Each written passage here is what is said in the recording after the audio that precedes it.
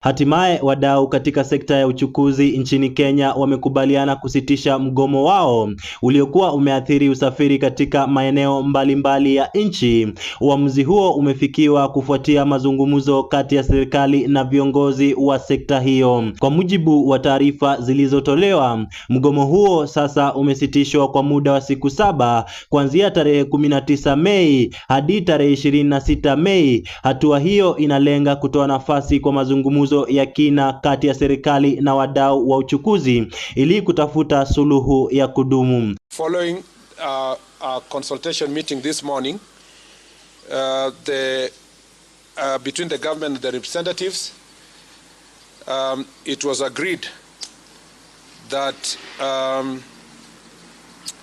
there was need for negotiations between the government and the stakeholders at a high level, and that those negotiations must be undertaken within the next 1 week.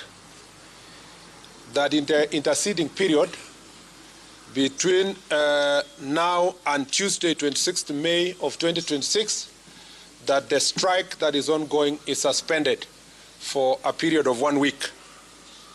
Wadau hao wamesema kuwa wamekubali kusitisha mgomo huo ili kuipa serikali muda wa kushughulikia changamoto kuu zinazoikumba sekta hiyo, hasa kupanda kwa bei ya mafuta nchini. Viongozi wa sekta ya uchukuzi wameonya kuwa ikiwa hakutakuwa na hatua madhubuti zitakazochukuliwa ndani ya kipindi hicho cha siku 7, basi mgomo unaweza kurejea. And today we have just had a breakthrough, not because we are satisfied, but we want to give negotiations a chance. So we are waiting for negotiations at the high level, but we would like to let the customers and those who we work with understand that if this is not taken serious within the 7 days that we have given, the strike will be back. Wakati huo huo, waziri wa ndani amesema kuwa serikali inaendelea kujitahidi kutafuta mabilioni ya fedha ili kuziba pengo la kifedha na hivyo kupunguza bei ya mafuta. Lengo kuu ni kupunguza mzigo unaowakabili wananchi pamoja na wadau wa sekta ya uchukuzi. Aidha, viongozi wa uchukuzi wametoa wito wa utulivu kwa wananchi, wakiwahimiza kuendelea na shughuli zao za kila siku huku wakisubiri matokeo ya mazungumzo hayo. The strike has been suspended. That is what I want our Kenyan citizen to hear. And since we have a nation to build and a government to run, Kenya is ours and we should build it.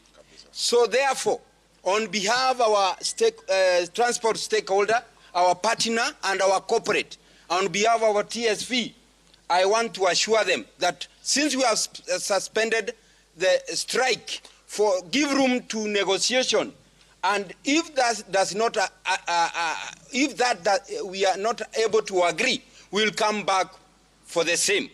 Kwa sasa macho yote yanaelekezwa kwenye mazungumzo hayo ya ngazi ya juu, huku Wakenya wakitarajia suluhu ya kudumu itakayosaidia kushusha gharama za maisha na kuleta utulivu katika sekta ya uchukuzi.